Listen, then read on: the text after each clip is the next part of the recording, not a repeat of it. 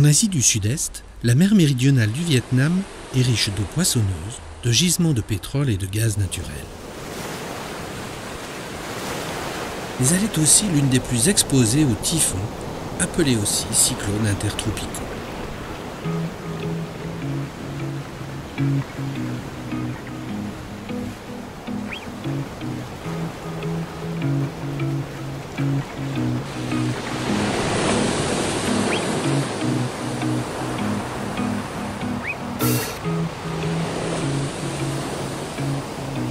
L'érosion de la côte provoquée par les moussons et les typhons pourrait bien faire du Vietnam le pays de l'Est asiatique le plus touché par les changements climatiques. C'est à Nha Trang, au sud du Vietnam, que les scientifiques de l'Institut de recherche pour le développement et ses partenaires ont choisi d'installer leur dispositif.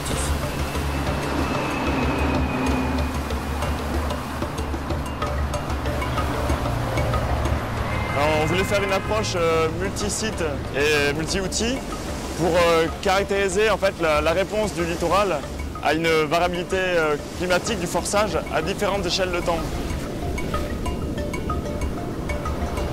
Pour étudier cette réponse et le forçage à ces différentes échelles de temps, on a différents outils, notamment les campagnes de mesure à court terme, comme ici à Nha Trang.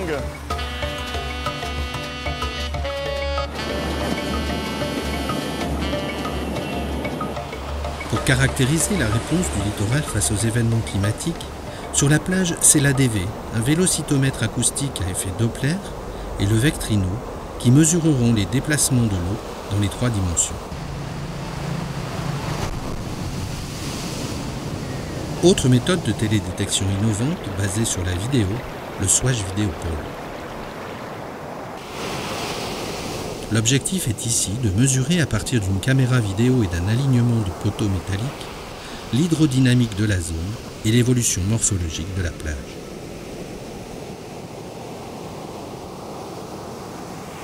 C'est aussi le LIDAR, cet instrument incontournable de télédétection active qui, grâce à son laser, va permettre en continu de tracer le profil des vagues face au rivage.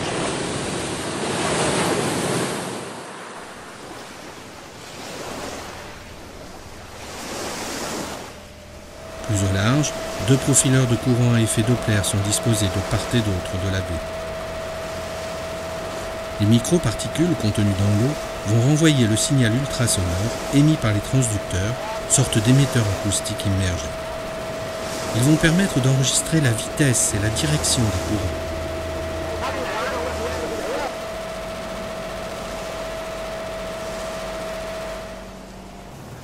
Bon nombre de bouées dérivantes sont également déployées.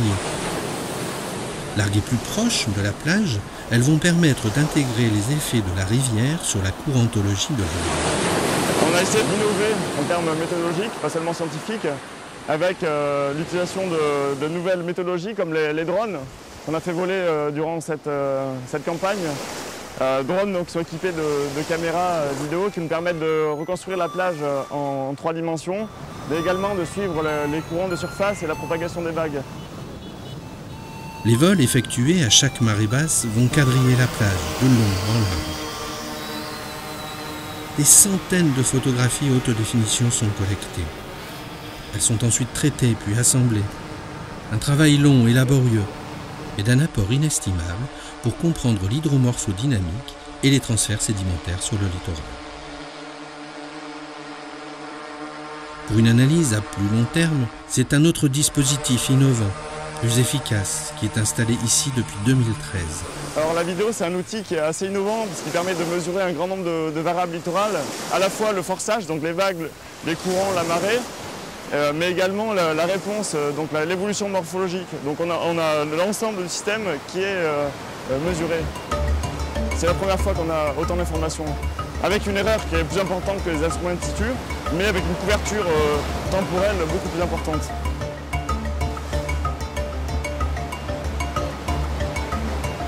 We are now in the north area of Nha Trang Bay.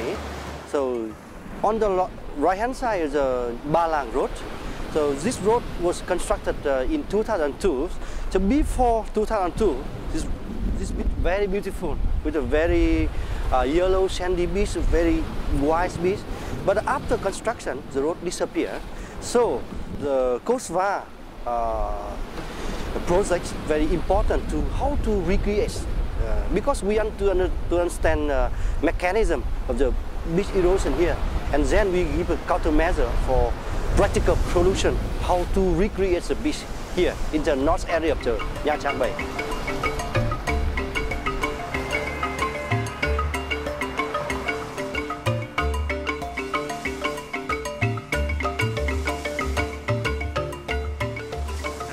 Nha Trang is a very special place because it's very exposed to the open ocean, and it's exposed to typhoons impact on the beach and on erosion in general. And so it's a very special place for scientific studies. And we have a very good cooperation with many universities from Vietnam, and we expect this to go on, because the goal here is to study the human impacts on the beach erosion, which has a very strong economical impact on the society. And we also want to study the long-term evolution of these beaches because of climate change. This is another subject of very strong cooperation with all our Vietnamese colleagues. We expect to learn a lot from them because they have the knowledge of the dynamics of this area. And it's a very special area that we think we can learn a lot for coastal processes in general, not only in Nha Trang, but all along the coast in Vietnam, but also in coastal areas in France or other places in the world. It's a very special place to study here, and it's very important for us.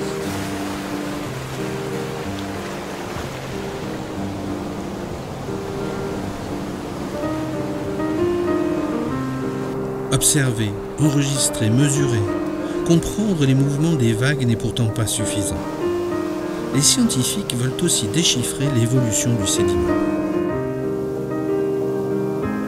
Des capteurs de pression enregistrent en continu les moindres variations du sable.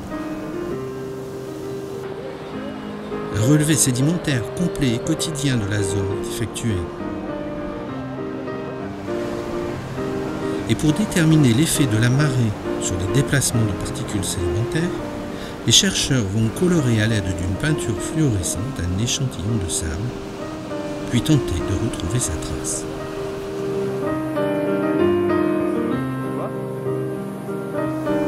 L'ensemble des données agglomérées par ces instruments sera ensuite comparé au modèle mathématique.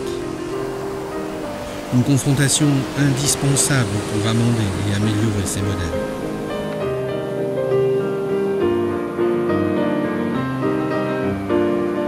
Lorsqu'on pense au changement climatique, on imagine souvent une montée globale du niveau de la mer. Mais on oublie d'autres facteurs, comme le bouleversement de la fréquence des événements extrêmes, les changements de rythme et d'intensité de la houle et des vagues. Ces dérèglements impacteront sans aucun doute le littoral. Quelle sera alors sa capacité à rebondir face à ces agressions ?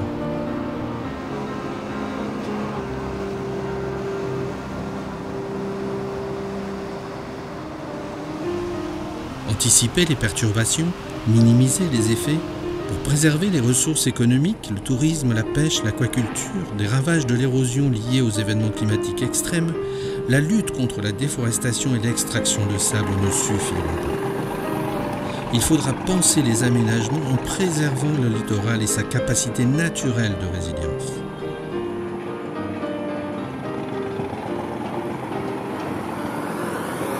Not only for Nha Trang, many study areas along the Vietnamese coast. We have more than 3,200 kilometers coastal long. So very big demand for the deployment of coastal engineer. So we really want to collaborate with the IRD and French partner to assist us to how to develop in the field of coastal engineering for Vietnam. So by doing such way, a very mutual benefit, not only for Vietnam, but also for France.